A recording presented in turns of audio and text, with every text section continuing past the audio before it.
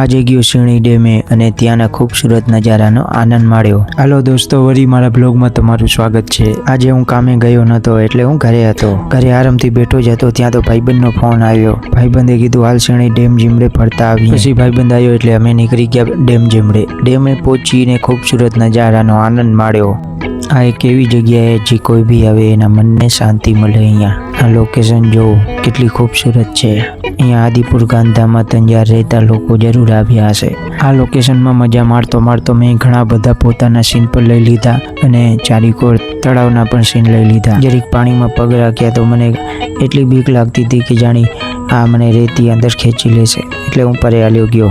ચારીકોર ફરીને ઘરે જવાનો સમય થઈ ગયો એટલે ઘરે નીકળી ગયા। ઘરે આવ્યો એટલે જરીક આરામ કર્યો। આરામ કરી એમાં તો રાત થઈ ગઈ। પછી નીકળી ગયો સોડા પીવા અને સોડા પીધી। આમાં આ બ્લોગ પર પૂરો થયો। કંઈક અલગ જોવાની ઈચ્છા હોય તો આ બ્લોગને લાઈક કરો અને મને ફોલો કરી નાખો તો બીજા ઘણા બધા બ્લોગ જોઈ શકશો તમે। ચલો મળીએ બીજા બ્લોગમાં।